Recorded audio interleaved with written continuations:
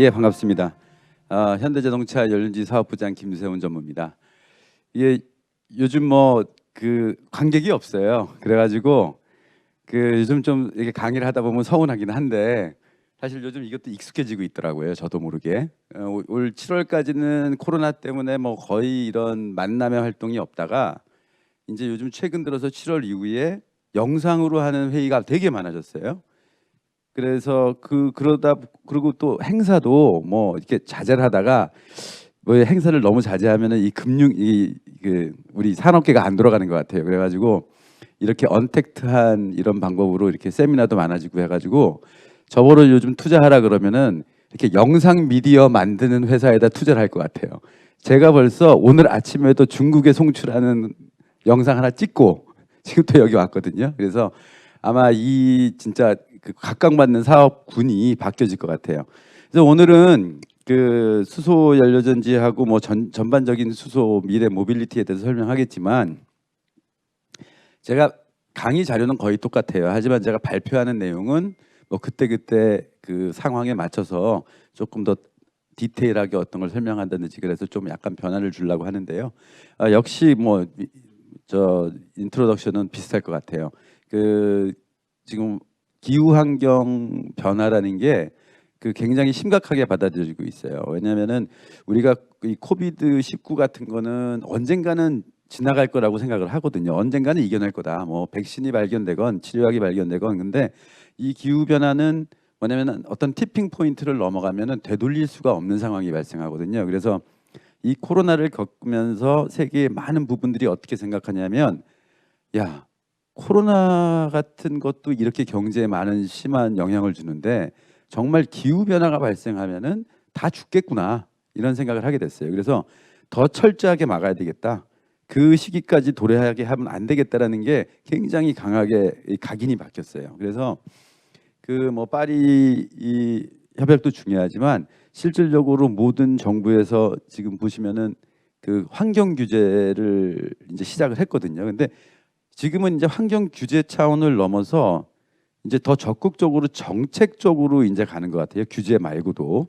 그래서 지금 보시면은 자동차 환경 규제도 예전에는 리니어하게 바뀔 거라고 생각했어요. 이 자료 지금 화면에 보시고 계실 텐데 2015년에 130g per 킬로미터. 그러니까 CO2 그러니까 1km를 달릴 때 이산화탄소 130g 이하로 배출해라 하던 규제가 95g 이하로 배출하라. 이게 NECD 기준입니다. 유럽의 그 인증 목표 기준인데. 근데 저 95g도 지금 자동차 회사들은 거의 대부분 벌금을 무는 회사들이 대부분이에요. 저거 돈 안 내는 회사가 제가 알기로는 거의 없고, 그러니까 없고 아마 없을 거예요. 도요다가 아주 조금 문다. 왜? 도요다는 하이브리드 차가 있기 때문에 지금 저 95g 규제를 거의 맞출 수가 있어요.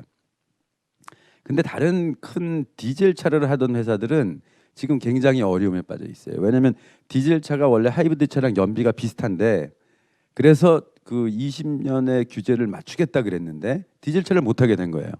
그러니까 어떻게 해요? 그래서 지금 현재 그 배터리 차가 굉장히 그 붐을 일으키고 있는 이유가 저는 한 세 가지 정도로 보거든요.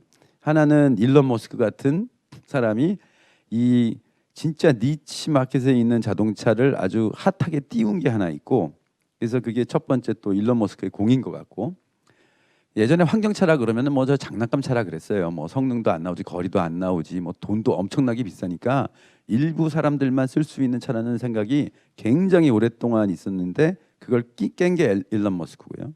그 다음에 두 번째는 중국이 배터리를 엄청나게 밀었잖아요. 근데 이유가 뭐냐면 야 내연기관차로 저 유럽 회사들하고 싸워서 이겨보려 그러니까 100년의 기술 갭이 있는 거예요. 그래서 그 완광부장이라는 분이 이러면 안 되겠다. 내가 이거 유럽 따라가다가는 미국이나 유럽 따라가다가는 영원히 못 따라가겠구나. 그래서 어떻게 생각을 했냐면 모든 이 완광부장이요. 경력이 아우디 회사에 다니던 분이에요. 그래서 자동차 업계를 워낙 잘하시는 분이었는데 이분이 전기차를 기본차로 하자 이렇게 얘기를 했어요. 왜냐하면 어차피 미래에는 내연기관만으로는 안 가고 하이브리드나 수소나 뭐 이런 걸로 갈 거니까 내가 기본적으로 전기차를 갖다가 개발을 시키면 거기다가 엔진을 더 얹으면 하이브리드 차가 되는 거잖아요. 그러니까 생각이 거꾸로예요. 우리는 원래 내연기관으로 가다가 배터리를 좀 얹으면 하이브리드 차인데 중국은 그게 아니라 배터리 차를 먼저 메인으로 개발하고 거기다 엔진을 얹으면 하이브리드 차잖아. 뭐가 앞서면 뭐가 문제예요? 똑같은데 결론은. 그래서 그렇게 생각을 해서 배터리 차부터 먼저 개발을 시켰어요, 중국을. 그게 제가 2004년 5년에 중국에 처음 방문했을 때부터 그때부터 배터리 차를 위주로 했어요. 그러니까 굉장히 오랜 기간이었고 결국은 어느 정도 성공을 한 거예요. 근데 지금 배터리 차가 좀 각광을 받고 있는 건 유럽 회사들 때문이에요. 유럽 회사가 규제를 맞추려다 보니까 디젤을 못 쓰니까 하이브리드 지금 개발해서 도요타나 현대하고 경쟁하겠어요? 어렵죠. 저희들도 하이브리드화 해가지고 여기까지 오는데 시간이 많이 걸렸고 도요타도 93년에 프리우스 처음 개발해가지고 여기까지 왔는데 하루아침에 하이브리드 차 개발한다? 어려워요. 그래서 배터리 한 차에 올인을 하는 거고 플러그인 차는 어떻게 보면 진정한 하이브리드 기술이라고는 하긴 좀 어렵고 엔진 차에다가 모터하고 배터리 하나 더 실은 거예요. 그러니까 어떻게 보면 좀 불합리한, 그러니까 효율적이지 않은 차인데 지금 연비를 굉장히 좋게 줘요. 여기 보시면 리퀴드 아이오닉 PHEV를 연비를 얼마로 계산해 주냐면 17g으로 계산해 줘요. 별거 없어요. 운전해 보면은 저렇게 나오나요? 플러그인을 해야 되는데 매번 플러그 해가지고 전기 충전 안 하잖아요, 일반 사람들이. 그래서 지금 NGO들이 유럽의 NGO들이 저 플러그인 차에 대해서 굉장히 불만이 많아요. 그래서 저게 지속 가능한지를 잘 모르겠어요. 왜냐면은 사람들이 플러그를 안 해요. 그냥 하이브리드 차처럼 그냥 타요. 근데 그러면은 지금 저기 등록돼 있는 17g의 연비보다 6배 이상의 CO2가 더 많이 나온다는 거예요. 그래서 거기에 대한 불만이 있고, 그다음에 또 유럽에서 이게 이제 그래서 130, 95, 81 뭐 이렇게 뭐 67 그다음에 이렇게 해서 10까지 이제 2050년까지 갈 줄 알았는데 저게 저까지 갈지를 않을 것 같아요, 이제는. 지금 NGO들이 뭐라 그러냐면은 합리적인 얘기예요. NGO들이 뭐라 하냐면 너희들이 2050년까지 CO2 제로 한다며. 2050년까지 CO2 제로 하면 2050년에 내연기관차가 안 다녀야 돼요, 길거리에. 그죠? 그렇게 하려 그러면은 내연기관차가 하나 만들어지면 그 차가 15년을 운행하거든요.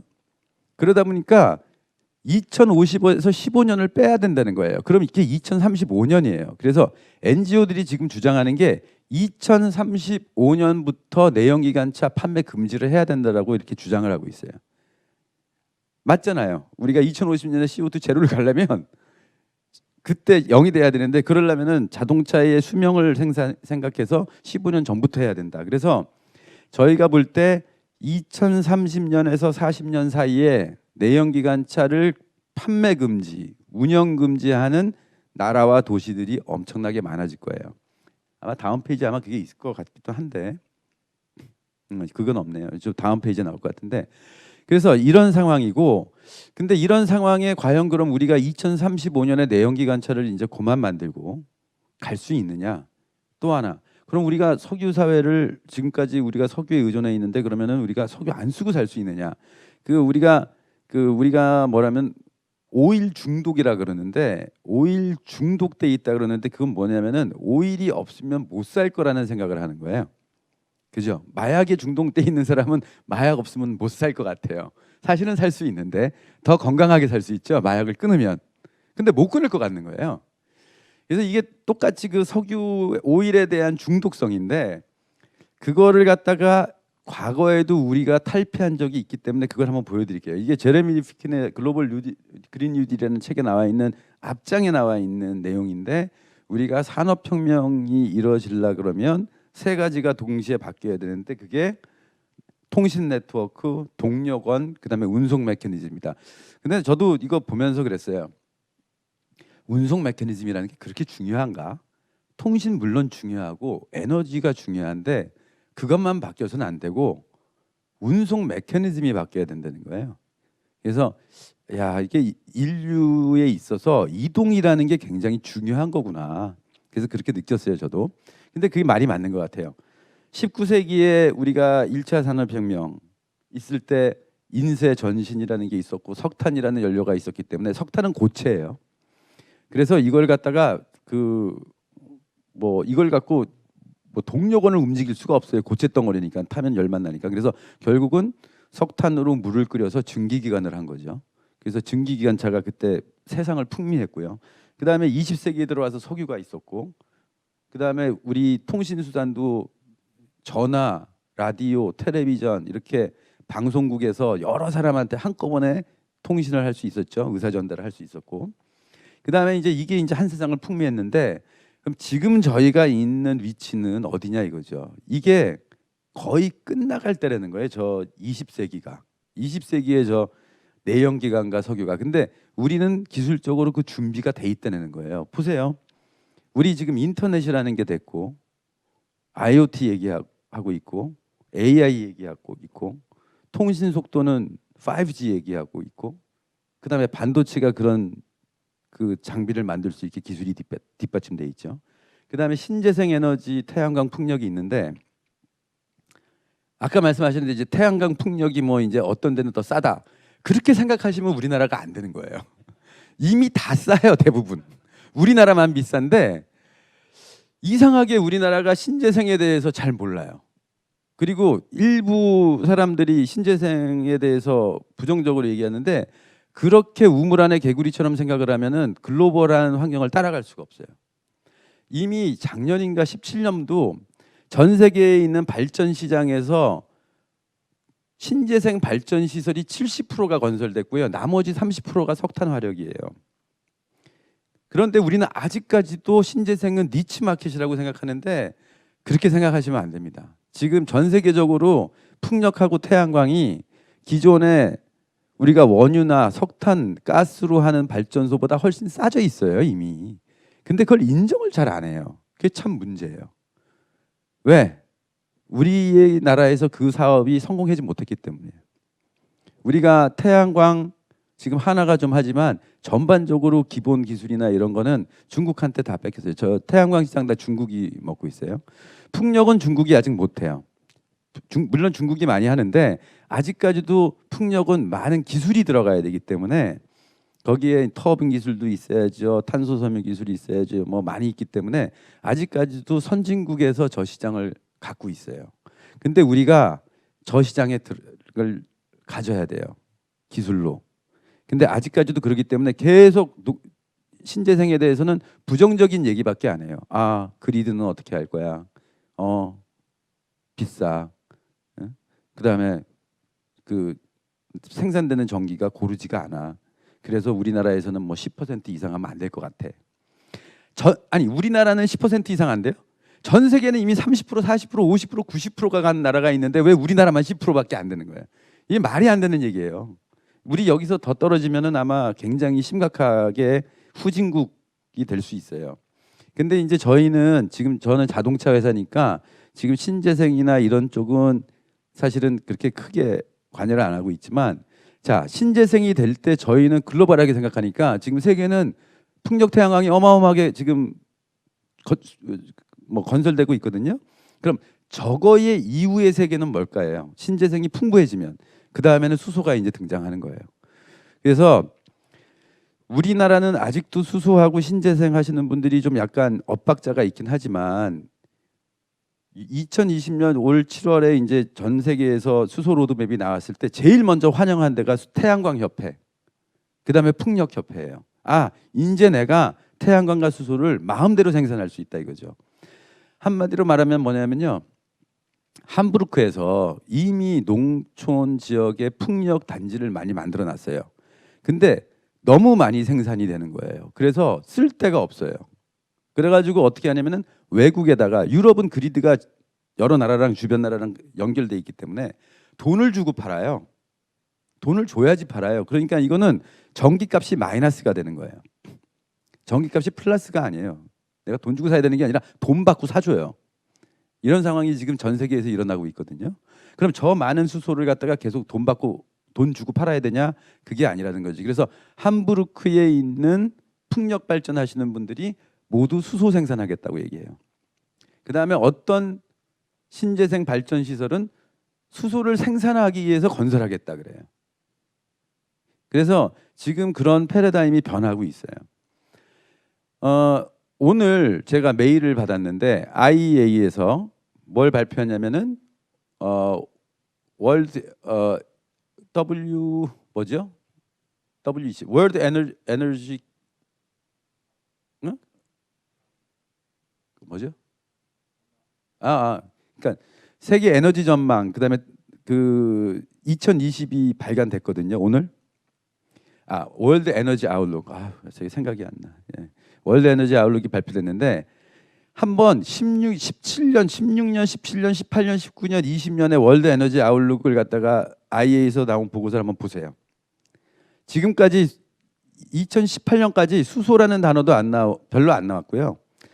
아마 신재생 에너지라는 단어가 그 문장이 한 몇 줄 나왔을 거예요.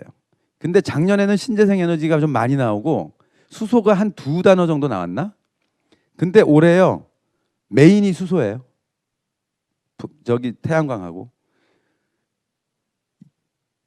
이미 이 문제를 알고 있었지만 예전에 우리가 그 월드 에너지 아웃룩을 보면은 뭘 봤냐면은 석유 매장량이 얼마 남았고, 그 다음에 천연가스 매장량이 얼마고, 수요가 얼마 늘어나고 공급이 가능하냐 안 하냐 이게 주 내용이었어요. 아마 저도 아직 안 봤어요. 근데 한번 보시면 내용이 싹 바뀌었을 거예요. 그 다음에 우리가 수소 관련 프로젝트들이 얼마나 전 세계에서 많이 일어나고 있냐면 이제는 따라가질 못해요. 그래서 저희 회사에서도 수소산업연구소라고 만들어서 전 세계 동향 같은 걸 이제 파악하고 있는데 제가 일주일에 한 번씩 그 내용을 받아보는데 프로젝트 수가 너무 많아서 따라갈 수가 없어요. 그 정도로 많은 활동들이 있다는 거죠. 자, 죄송합니다. 그 전에 그러면 신재생하고 그다음에 수소가 이제 앞으로 에너지로 쓰일 거면 거기에 걸맞는 운송 수단이 생겨야 되잖아요. 마치 그러니까 석유 시대에 내연기관차가 등장했듯이 앞으로의 신재생 에너지와 수소 사회에서는 전기차하고 수소차가 쓰일 수밖에 없잖아요. 그 에너지가 그거밖에 없는데 어떻게 할 거예요? 예? 그래서 이거는 자연스러운 현상이고 뭐 미래를 예언하는 게 아니라요. 그냥 합리적인 논거를 통해서 그냥 생각하면은 귀납적으로 그렇게밖에 결론이 안 나오는 거예요. 그래서 이게 어떤 공상이 아니고 그래서 예전에는 그랬어요. 예전에는 제가 한 2, 3년 전만 해도 뭐 어떤 해외 뉴스에 수소로 뭘 한다는 기사가 나오면 너무 행복했어요. 와, 우리와 같은 길을 가는 저 꿋꿋한 의지를 가진 내가 또 하나 있구나. 근데 요즘은 너무 많아서 볼 수가 없어요. 그래서 저도 포기하고 이제는 거의 뭐 그냥 큰 것 위주로만 보는데 아무튼 그런 상황이에요. 그래서 수소가 왜 중요하냐? 아까도 말씀드렸듯이 모든 에너지는 앞으로 풍력하고 태양광하고 뭐 수력은 이미 이렇게 용량이 제한돼 있어요. 수력은 왜냐하면 자연 환경이 수력을 우리가 뽑을 수 있는 게 제한돼 있고 그래서 앞으로는 주류는 태양광하고 풍력인데 태양광하고 풍력을 우리가 에너지로만 쓰면 전기로만 써도 되죠. 그죠? 뭐 저장할 필요가 없이 딱딱딱 맞춰서 생산해 준다면. 근데 이 세계에는요. 에너지보다 엄청나게 많은 물질들이 있어요. 물질을 써야 돼요. 왜? 어디에 쓰이냐? 철강 사업. 그다음에 비료 사업. 그죠? 그다음에 여러 화학 공정에 우리가 기본 원료가 필요해요. 앞으로는 태양 빛을 그다음에 바람의 힘을 물질화해서 우리 일상생활에 소재도 만들고 그죠? 의자도 만들고 여러분들 옷도 만들고 화장품도 만들고 해야 된단 말이에요.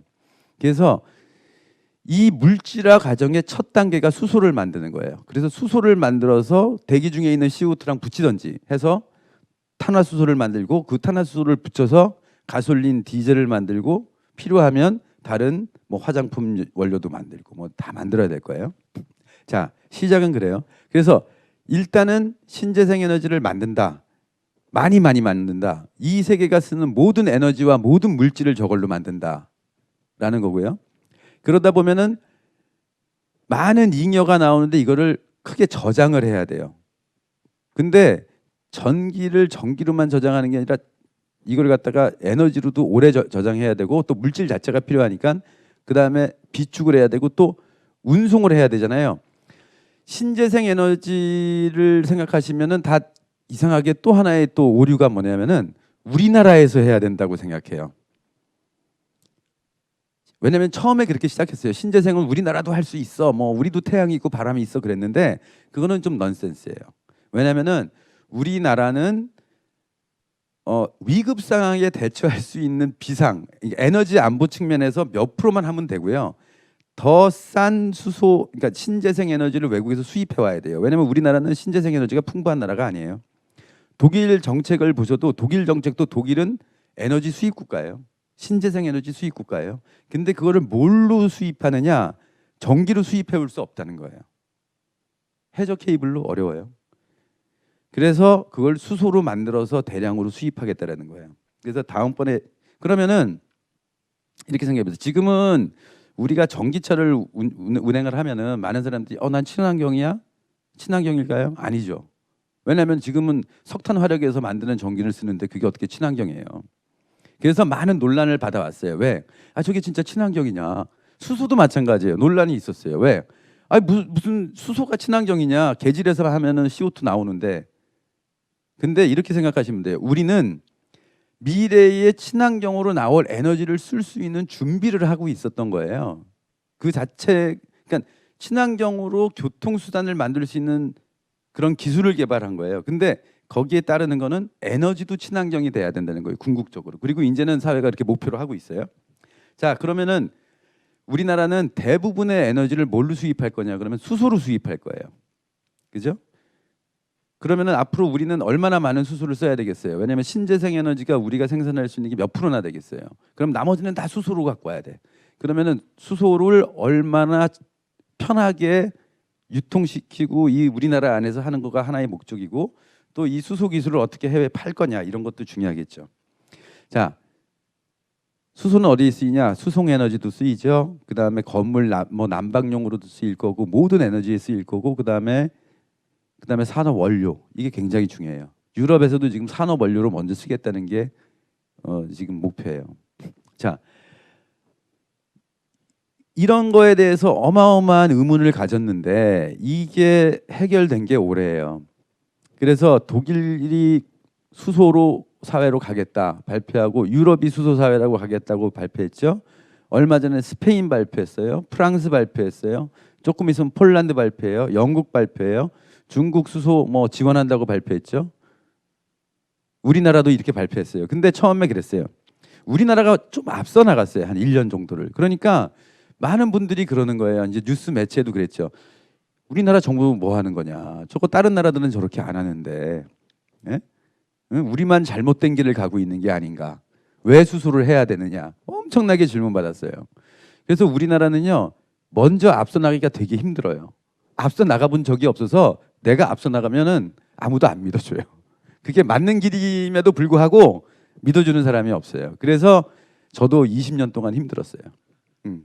근데 그런 질문 요즘 안 해요. 안 합니다. 이 보시면 알 거예요. 그렇게 가고 있어요.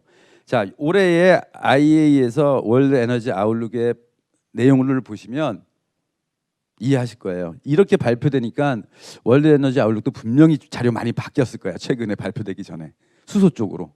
네? 그렇게 할 수밖에 없었을 거예요. 저는 그렇게 믿고요. 그다음에 우리나라가 앞서가고 있습니다. 우리 수소경제위원회 만들어서 전담 기관 만들었는데 오늘 뭐 로이터에서 나왔다고 그러기도 하고 근데 저는 도요다 우치야마다 회장님께 얼마 수소위원회 계속 참여하니까 수소위원회에서 얘기 들었는데 일본도 수소 전담 기관을 특별히 또 만든다라고 얘기를 해주시더라고요. 그래서 아마 일본도 그 전담 기구를 우리나라처럼 만들어 가지고 아마 수소 사회에 더 박차를 가할 것 같고요. 중국이 이번에 중국이 이제 연료전지 수소 기술에 그 지원하는 정책을 발표했는데 제가 개인적으로 볼 때는 중국의 스케일에 비해서 너무 작아요.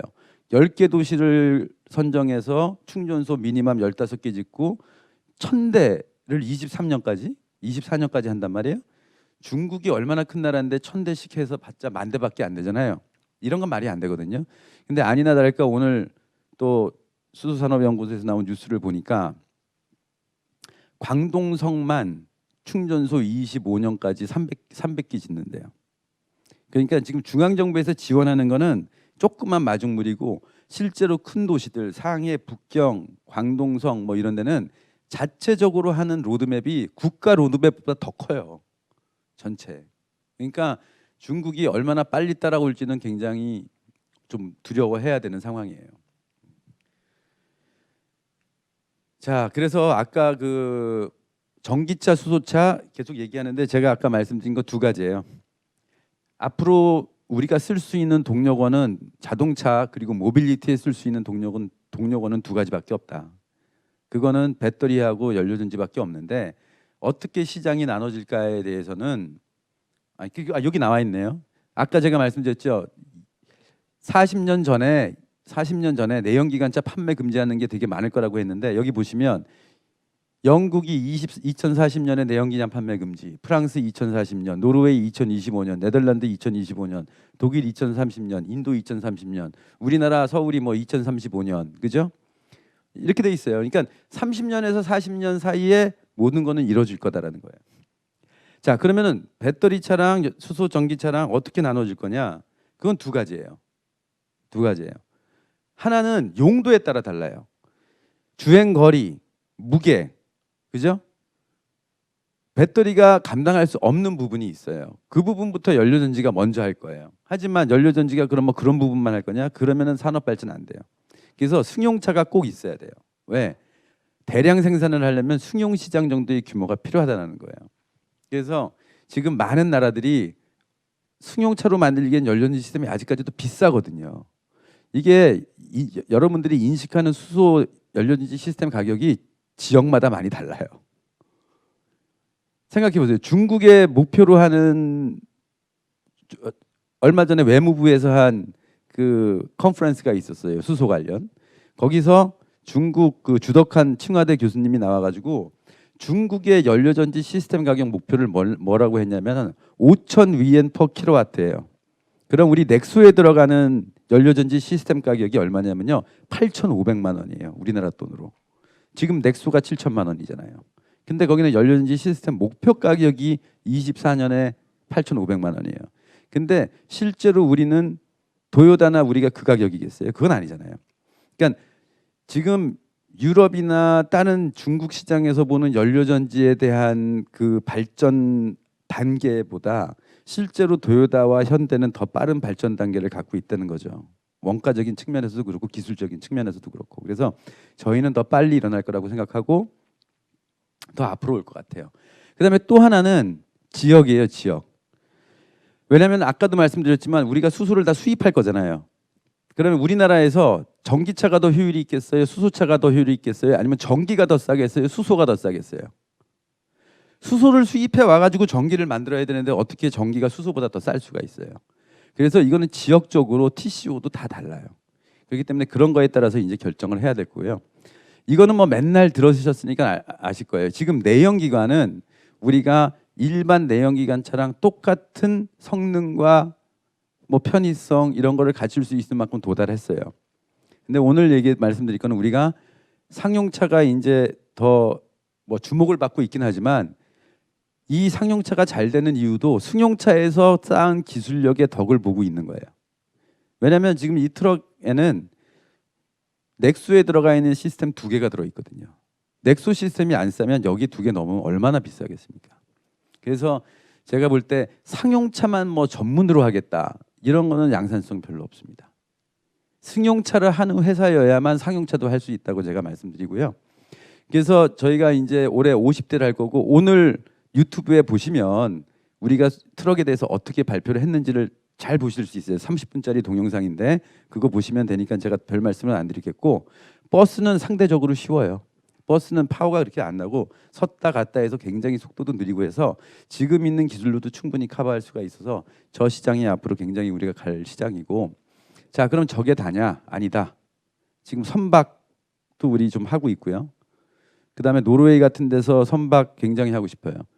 저희들이랑. 그래서 노르웨이 선박 업체들로 앞으로 곧 할 것 같고 그 다음에 수소기차는 저희 로템하고 이미 지금 과제를 시작했고요. 그 다음에 UAM은 지금 이제 기술이 트럭은 내구성만 좀 늘리면 되는데 이 비행체에다가 연료전지를 넣으려면은 지금 출력 밀도를 어마어마하게 한 3배는 늘려야 돼요.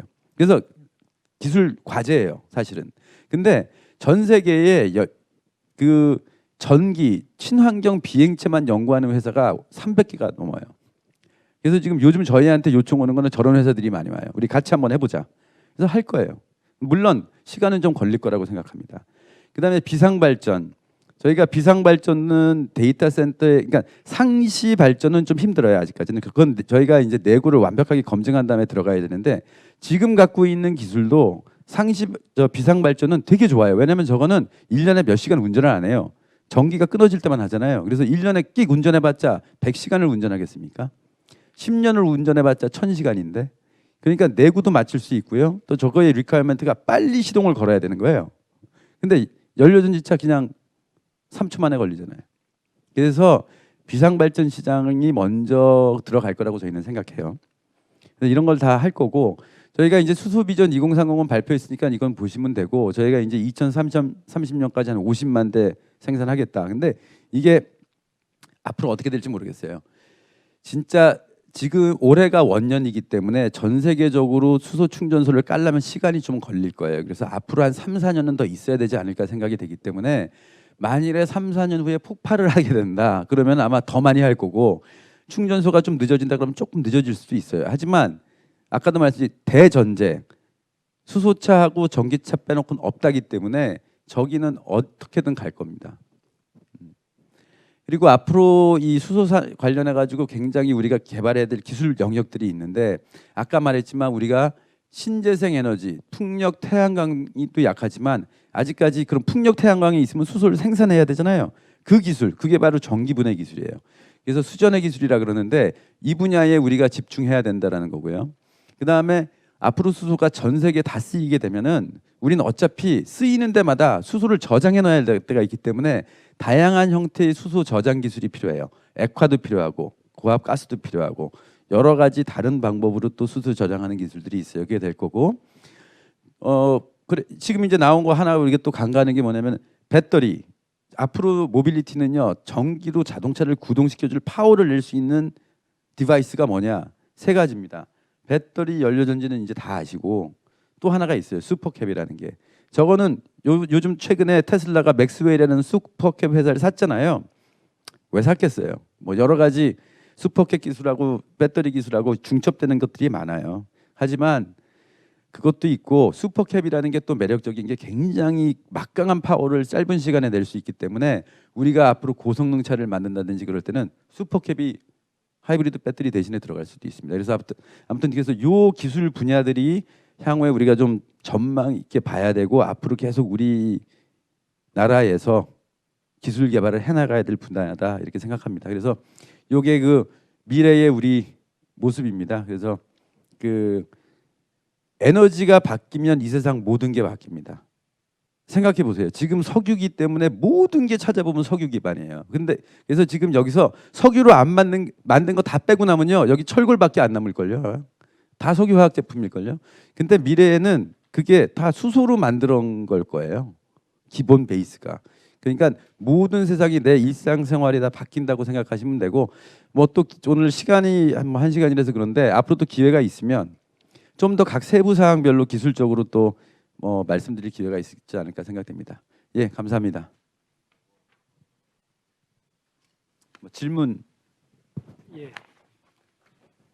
질문 저희들이 이제 받았는데요. 뭐 일단 몇 가지 질문이 있는데, 예. 첫 번째는 조금 부담스러우실 수도 있는데 예. 그냥 질문 여과 없이 말씀드리면, 넥소 이후에 수소 전기차 모델 라인업을 뭐 구체적으로 막 이렇게 얘기는 안 해주셔더라도 어떤 식으로 개발을 계획하고 계신지 그 말씀 좀 그 부탁드립니다. 라인업은 예. 회사의 진짜 비밀이잖아요. 예, 그래서 그걸 구체적으로 말씀드릴 건 아니지만 사실은 지금 두 가지가 필요한 것 같아요. 제가 우리가 고민하는 걸 말씀드릴게요.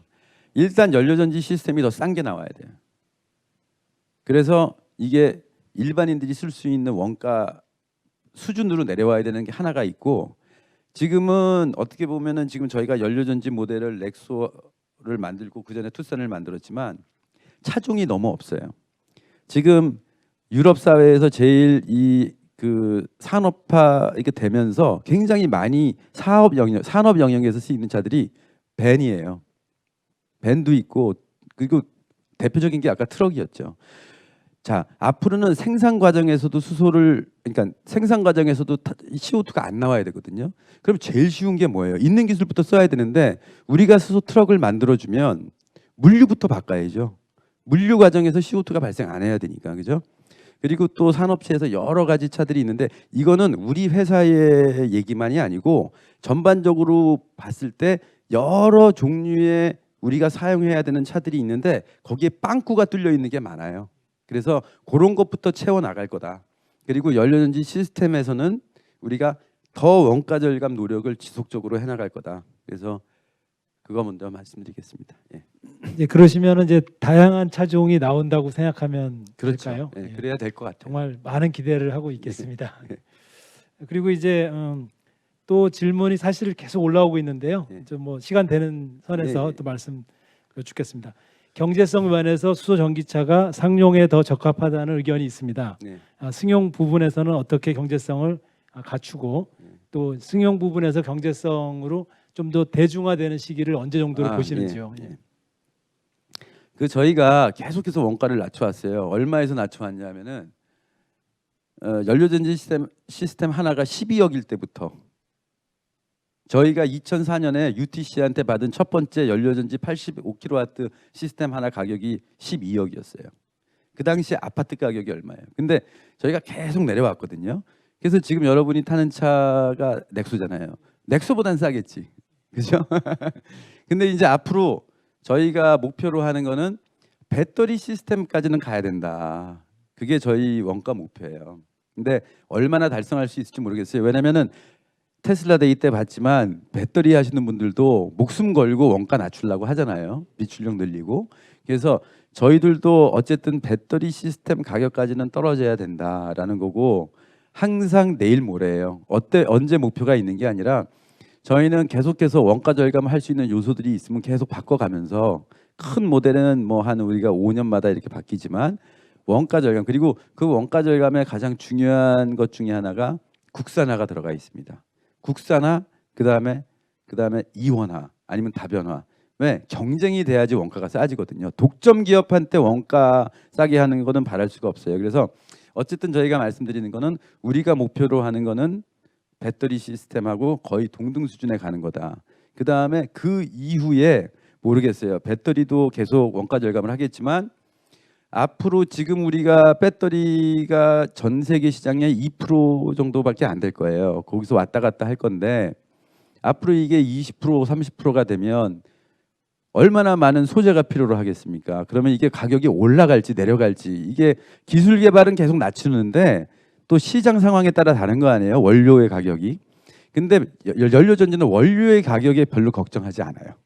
그게 장점 중에 하나예요. 왜냐면은 그렇게 많은 원료를 안 써요. 왜? 연료전지는 에너지 변환 장치지 에너지를 저장하는 장치가 아니기 때문에 연료전지를 뜯어보시면은 다 유로밖에 없어요. 텅 비어 있어요. 저희가 비싼 거 쓰는 거는 단지 몇 마이크로메타예요. 총매 두께 뭐 5마이크로, 뭐 한 10마이크로, 막 두께 15마이크로. 이거 아무리 써도 면적으로 뭐 많다 그래도 뭐 무게가 얼마 되겠습니까? 그래서 저희는 그런 차원에서 앞으로 원가 절감할 수 있는 충분한 여력이 아직도 남아 있다. 연료전지는. 그리고 배터리 차는 지금 200만 대를 생산하잖아요. 이건 사업체 전반으로 보세요. 근데 연료전지는 지금 저희가 만드는 거랑 도요타 만드는 거 다 합쳐도 한 10,000대에서 15,000대 수준이에요. 200만 대랑 10,000대의 생산 원가를 비교해 보세요. 그래서 우리는 아직까지 진정한 매스 프로덕션의 혜택도 못 받고 있는 상황이에요. 근데 앞으로 이게 받게 되면 우리가 원가를 지금 거의 뭐 우리 내연기관도 얼마나 원가 절감을 했습니까? 그러니까 그런 수준까지 가야 되겠다라는 게 저희 궁극적인 목표입니다. 예. 그러면은 이제 아까 말씀 주신 것처럼 한 2030년 정도 되면 30년 전에 해야 되겠죠. 하신다는 예. 목표를 갖고 예. 기대하고 있겠습니다. 또 이제 다른 질문은 글로벌 경쟁사 중에서 수소 전기차의 경쟁이 될 만한 회사는 어디인지 이런 말씀 여쭈었는데 도요타죠. 도요타겠죠. 예, 도요타죠. 뭐 계속 그건 그 뭐 말씀하셔갖고 예. 그거는 도요타 자동차로 예. 하고 다음 질문하겠습니다. 니콜라에 대한 이야기 있는데 이거 생략하겠습니다. 시간 관계상 연료 전지 및 전기차 컨트롤 타워는 현대차인지 예. 물론 이제 현대차 그룹 안에서 예. 현대모비스인지 물론 전문님이시겠지만 근데 그래도 뭐 이제 사업 저희가 구도를 보면은 예. 연료전지 개발은 연료전지의 설계나 뭐 이런 거는 현대자동차가 하고 있고요. 모비스는 생산을 하고 있죠. 예, 그래서 서로 협조해 가면서 그 생산을 합니다. 그러니까 근데 기본적으로 모든 부품의 개발이나 설계나 이거는 현대자동차가 한다고 보시면 됩니다. 예, 그러니까 현대차 지금 계시는 마북리 연구소에서 하고 예. 이제 생산은 생산은 모비스에서, 부품회사니까 모비스에서 그다음에 이제 연료전지를 한다. 모비스에서 하는 역할은 워낙 예, 그런 예. 부품 수급하고 모듈화를 예, 했기 예, 때문에 예, 예. 사실 저희가 모비스는 스택을 하고요. 예, 예, 예. 그다음에 다른 많은 회사들이 지금 거기에 운전장치 부품들을 다 개발해요. 예를 들어서 수소 탱크 같으면은 뭐 수소 탱크 개발해 주는 업체 있고, 그다음에 압축기, 뭐 밸브류, 뭐 예, 예. 저희가 한 부품이 한 160가지 이상이 되거든요. 그렇죠. 그러니까 핵심적인 거는 모비스가 만들고 그 부품들을 받아서 시스템을 만들고 예, 예. 그걸 이제 저희가 사용하고 있는 거죠. 조금 더 우리 업체들 얘기는 우리 다음 시간에 송선재 부장이 또 이어서 하겠습니다만 그래도 네. 이제 저분이 모셨으니까 지금 관련된 질문인데요. 조금 예민하신 부분들은 얘기 안 하셔도 됩니다. 이제 수소차 관련한 부품 업체들, 예. 핵심 부품 업체들은 어디가 좀 이렇게 있다고 보시는지 제가 말을 하면 주가에 영향을 주기 때문에 그래서- 그거는 얘기는 못 그래서 할 것 같고. 편하게 그냥 이렇게 예. 쭉 말씀하셔도 아무튼 저희가 그렇게 아시면 될 거예요. 그 요즘 뭐 정부가 더 발표를 많이 하기 때문에 정부가 뭐 발표한 거 보시면 더 잘하실 것 같고, 그래서 비밀이 없어졌어요, 별로. 그러니까 그거를 참고하시면 될 것 같아요. 그리고 뭐 거기에 있는 정보가 뭐 잘못된 정보는 아니니까. 그런데 저 하나 말씀드리고 싶은 건 저희가 이제 거의 진짜 소재 단위까지 내려가지 않고 모든 부품은 거의 100% 국산화가 됐습니다. 예, 그래서 저희가 뭐 어떤 다른 데 영향을 받지 않고 만들 수 있는 능력까지는 있고, 연료전지를 개발하는 회사들이 되게 많이 있잖아요. 이게 좀 참고로 말씀드리시면, 근데 저희가 20년 정도를 연료전지를 개발해 오면서 저희는 아주 험불한 상태부터 여기까지 기술 개발을 해서 이제는 마지막 소재까지도 저희가 컨트롤하는 단계까지 왔어요. 그래서 여러분들이 이제 회사들을 볼 때 저 회사가 어느 레벨에 있느냐, 저는 한 6단계로 나누거든요. 6단계로 연료전지 회사의 등급을 나누면 다 같은 연료전지 시스템 회사지만 저 친구는 6등급, 어떤 회사는 4등급, 어떤 회사는 2등급. 근데 제가 말씀드린 건 아까 왜 저희가 경쟁하는 회사가 도요타라냐면, 제가 생각하기에 1등급에 와 있는 회사는 도요타랑 현대밖에 없는 것 같아요. 그래서 그렇기 때문에 저희가 도요타가 항상 경쟁 업체라고 하는 거고, 거기에 어느 정도의 기술 격차는 있을 겁니다. 예. 다른 질문으로요. 이제 우리 현대자동차 그룹에서 이제 수소차 이외에 수소 연료전지 관련 사업에 대해서 좀 말씀해 주십시오. 이런 질문이 있습니다. 지금 고민이에요. 그러니까 뭐냐면은 지금 저희가 그 전 세계 어느 회사도 사실은 뭐 연료전지 하면은 제일 먼저 떠오르는 게 이제 수소 충전 인프라잖아요. 근데 이제 인프라 산업이라면 충전소 사업인데, 실질적으로 도요타도 그렇고 자동차 회사들이 충전소 사업엔 안 뛰어들어요. 왜냐하면은 이게 시장 초기에 같이 에너지 업체랑 공생을 해야지. 예를 들어서 제가 전 세계에 나가 보면은 우리가 에어리퀴드나 린데라든지 쉘 같은 데랑 같이 협업을 해서 자동차 플리트도 하고 실증 사업도 하는데, 현대차가 예를 들어서 에너지 사업을 뭐 충전소 사업을 하겠다. 그러면 이제 거기하고 경쟁자가 되잖아요. 그래서 도요타도 그렇고 저희도 그렇고 지금까지는 그런 스탠스였고, 에너지 업체들 이번에 쉘 회장님이 그 인터뷰하신 거 보셨습니까? 쉘 회장님이 9월 30일 날 인터뷰했는데 뭐라 그러면 자기의 모든 판매 프로덕트 제품을 다 바꾸겠다라고 했어요. 그만큼 지금 에너지 업체들도 그러니까 신재생과 수소 사업, 그다음에 바이오 디젤 이런 쪽으로 전환하려고 그러고 있고요. 이거 불과 얼마 안 됩니다. 작년까지도 이러지 않았어요. 그래서 수소위원회 분위기도 엄청 달라요. 그동안 적극적이지 않았고 좀 약간 나이브했던 데가 갑자기 막 그냥 너무 적극적으로 달려들고, 그러니까 그게 바로 올해 시작이에요. 그래서 기존의 에너지 업체, 정유 업체들, 그다음에 이때까지 신재생 사업을 하던 사람들, 그다음에 지금까지 수소 가스 사업을 하던 회사들, 자동차 회사들, 미래의 지도가 어떻게 그려질지는 아무도 모릅니다. 앞으로 미래의 에너지가 바뀌는 시점이니까 이거는 새로운 필드인데, 새로운 그냥 텅 빈 주인 없는 지금 땅이야. 그냥 내가 발 디디면 되는데 누가 먼저 발을 디디냐, 어떤 구도로 발이 디뎌지느냐. 지금 에너지 업체와 기존의 가스 업체와 그다음에 오히려 전기 업체들도 지금은 또 이제 수소랑 같이 이제 생산돼서 연관이 되잖아요. 그러니까 수소와 연관되는 데들이 너무 많은데 이 회사들이 어떻게 각축을 벌이느냐에 따라서 이제 아주 재미있는 현상들이 나타날 거예요. 근데 우리의 포지셔닝은 어떻게 될지는 아직까지는 저희가 아직 정해진 게 없기 때문에, 근데 고민은 앞으로 하겠죠. 관련해서 지금 이제 수소차 부품 소재 지금 말씀하신 것처럼 국산화들이 되고 있다고 보이거든요. 국산화되는 수준하고 또 이제 완전 국산화의 기준은 또 뭔지 그런 개념을 좀 말씀해 주십시오. 그 설계가 들어간 거는 국산화 기준을 이렇게 보면 돼요. 우리가 차 만든다고 철강 우리 땅에서 나는 쇠로 만드는 거 아니잖아요. 저 호주에서 쇠 수입해가지고 철강 제품 만들고 스테인리스 만들잖아요. 그 정도로 보시면 돼요.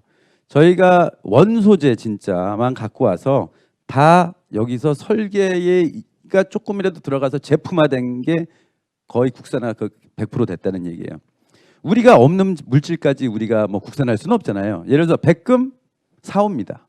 우리나라에 백금이 안 나는데. 그렇지만 그 백금을 가지고 촉매를 만들고 거기다가 전극을 만들고 하는 거는 물론 소재들은 딴 데서 갖고 올 수 있지만 저희가 제품화해서 설계를 한다라는 거예요. 그래서 거의 그 엔드 제품 말고 그 안에 내부적인 제품들도 거의 국산화 다 돼 있습니다. 그걸 말씀드리고, 국내 업체들의 수준은 수소 연료전지 분야에서는 세계 1등인 것 같아요. 예. 지금 해외에서 뭐 잘한다고 저희한테 와도 저희 스펙 맞추는 회사들 별로 없어요. 그래서 우리나라 회사들이 1등인데 왜? 2006년 정도예요. 우리 부품은 국산화를 시작한 게 2006년도가 원년이라고 보시면 되는데 2006년부터 지금까지 한 4, 5년 동안을 그 부품 업체들이랑 개발을 같이 해왔어요. 그러니까 업력이 10몇 년 되는 거죠. 근데 지금 전 세계 회사들은요, 업력이 1, 2년밖에 안 돼요. 이제 수소가 된다고 생각해서 갑자기 막 전환하는 업체들이 엄청난데, 문제는 이거죠. 예전에는 경쟁자가 없었어요. 우리나라 회사들이 이 부품을 개발할 때는 경쟁자가 없어요. 아무도 안 한다니까. 근데 지금 어떻게 됐냐면은 보쉬, 포레이샤, 말레, 뭐 그다음에 셰플러, 뭐 전 세계 업체들이, 전 세계의 그 막강한 업체들이 다 연료전지 부품을 한다 그러기 때문에, 비록 그들이 업력이 몇 년 안 돼가지고 지금은 우리하고의 기술 격차가 좀 있지만 어마어마한 자금력과 어마어마한 연구 인력과 어마어마한 정부 지원 보세요. 독일 로드맵 보세요. 자기 자체 산업에 얼마나 많은 돈을 지원하겠다고 얘기하는지. 그러니까 저렇게 지원을 하기 시작하면은 과연 우리가 저쪽하고의 경쟁력을 계속 유지할 수 있겠느냐라는 거죠. 그래서 지금 갖고 있는 기술력을 더 발전시킬 수 있도록 우리가 앞으로 어떻게 유도해야 할까. 근데 그거는 자동차, 뭐 현대자동차가 도와줄 수 있는 부분은 일부밖에 없어요. 왜냐하면은 공정한 경쟁을 해야 저희 입장에서는 또 원가가 떨어지는 거거든요. 그래서 지금까지는 기술력은 높여놨는데 앞으로는 산업 구조적으로 이 업체들이 해외에 가서 경쟁할 수 있게, 예? 그래서 다른, 그러니까 좀 글로벌화되게, 우리 중소기업이 글로벌화돼서 세계 시장을 이렇게 점령할 수 있도록, 그렇게 아마 우리 정부도 도와줘야 될 거고 여러 산업, 그다음에 정책 뭐 이런 것도 다 같이 도와줘야 될 거라고 생각합니다. 또 아까 이제 한두 가지만 더 여쭙겠습니다. 아까 수소 조달 방식이 이제 재생에너지라든지 여러 가지 나오는 지역에 따라서 조달 방식이 다를 수 있다고 하셨는데요. 수소 조달 방식에 따라서 지역별로 수소차에 대한 전략이 달라질 수 있는 건지, 뭐 저는 그렇게 봐요. 좀 예를 들면 뭐 유럽이나 중국이나 이렇게 좀 지역별로 말씀 주십시오. 예, 앞으로는 지금은 수소가 여러 가지가 있어요. 수소 생산하는 방식이 지금까지는 개질이라는 방식으로 해요. 그러니까 천연가스에다가 물을 부어가지고 열을 올려가지고 촉매를 통해서 수소와 CO2를 했는데 지금까지 대부분의 정유업체가 하고 암모니아 만드는 비료업체들이 그걸 천연가스로 생산을 했는데 CO2를 그냥 버렸어요. 대기에다가 버렸어요. 근데 이제 이걸 그레이 수소라 그래요. 회색 수소. 그다음에 이 CO2를 액화시키면 되잖아요. 왜 CO2는요 얼음으로도 만들잖아요. 우리 어렸을 때 드라이 아이스 하드 꺼낼 때 왜 짝대기에다가 하드 꺼낼 때 보면은 거기 물 안 생기고 막 증기만 나는 아이스가 그게 이산화탄소거든요. 그래서 이산화탄소를 액화하거나 고체화하는 게 어려운 기술이 아니에요. 그래서 이 CO2를 포집해가지고 다시 원유의 정에다가 박아 넣겠다라는 게 지금 에너지 업체들, 기존의 정유 업체들이 하겠다는 방법이에요. 거기하고 그게 근데 궁극적인 건 아닌 것 같고 그거를 안 쓰면 안 될 것 같고 당분간은. 근데 또 하나의 기술이 있어요. 메탄을 그냥 깨버리면 돼요. 우리는 CO2 개질해서 CO2를 만들면 어디 넣을 데가 없잖아요. 그러면은 저 사우디까지 가가지고 넣어줘야 돼. 할 수는 있겠죠. 근데 또 하나의 기술 또 새로 뜨고 있는 게 뭐냐면요. 메탄을 그냥 깨요. 그러면 탄소 가루하고 수소만 나오거든. 탄소 가루야 우리가 비싸게 다른 데다 쓸 수 있어요. 그래서 이렇게 만드는 기술이 하나 개발돼 있고요. 하지만 궁극적으로는 신재생을 써야 된단 말이에요. 그래가지고 만일에 신재생을 수입해 와야 된다. 그러면은 모두 제일 싼 원료가 수소가 되는 거예요. 그 다음부터 이 나라에서는 에너지의 제일 싼 에너지가 수소예요. 그 다음에 이걸로 다른 걸 하겠지. 전기를 만들어줘도 수소에서 만들어줘야 되고, 그죠? 그러니까 수소가 제일 싸다니까요. 그렇게 되면. 근데 신재생이 나는 나라는 전기가 제일 싸잖아요. 그러니까 TCO도 좋을 거고, 그 다음에 효율이 제일 좋아요. 전기를 직접 쓰는 게. 단지 우리가 왜 연료인지를 생각해야 되냐면은 우리는 신재생이 이렇게 안 나니까. 그리고 그런 나라들도 많으니까. 그래서 그런 거에 따라서 약간씩 비율이 달라질 거라는 거죠. 안 쓸 수는 없어요. 왜냐면 신재생에 하는 나라라고 뭐 연료인지 안 쓴다 이게 아니잖아요. 왜냐면 신재생의 나라도 수소를 저장해 놓을 거니까 어차피 저장을 해야 또 팔고. 그러니까 약간의 비율의 차이지 그게 뭐 여기는 여기고 저건 저거다 이렇게 되는 건 아니고 약간의 비율의 차이는 있을 수 있겠다 정도라고 생각하시면 될 겁니다. 그리고 왜 수입해 와야 되냐 이걸 아셔야 돼요. 우리가 어떤 사업을 하면 카펙스랑 오펙스가 있잖아요. 투자비, 그 다음에 오퍼레이션 비용. 지금 우리나라에 태양광을 설치해서 전기를 뽑으려 그러면 예를 들어서 100kW짜리 용량을 설치를 해요. 근데 그거를 호주에 가서 설치하면 200kW가 나와요. 그러니까 카펙스가 반밖에 안 들어요. 그리고 투자비가 반밖에 안 된다는 얘기잖아요. 그리고 오퍼레이션 코스트도 계속 태양이 더 많이 나와. 원료가 공짜인데. 근데 우리가 그게 필요해서는 하지만 경제성이 있을까요? 저 호주에서 만들어 오는 게 훨씬 싼데. 그죠? 저 북아프리카에서 만들어 오는 게 훨씬 싼데. 그래가지고 경제적인 이유에서 우리는 수입해야 된다는 거고 결국은. 하지만 국가 안보 차원에서는 일정량의 신재생은 꼭 우리가 해야 된다. 그리고 거기까지는 빨리 도달해야 된다. 그리고 혹시 알아요? 우리가 삼면이 바다기 때문에 해상 풍력은 정말 잘 될 것 같고 요즘은 해상에도 태양광 깔더라고요.